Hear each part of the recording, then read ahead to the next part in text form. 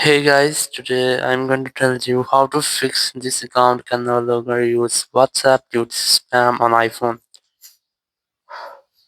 If you're using any iPhone or Android and you're facing this type issue that whenever you try to log in your WhatsApp account, you face a message that your account can no longer use WhatsApp due to spam. So let's see how can you easily fix the issue.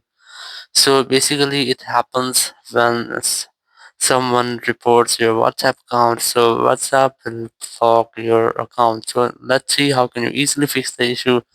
So you just have to simply open your browser and you have to search for WhatsApp support.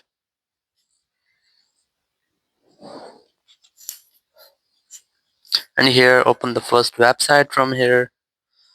And now just scroll down and look for the option of contact us. And here you have to add your number and then enter your email address and then re-enter or confirm your email address.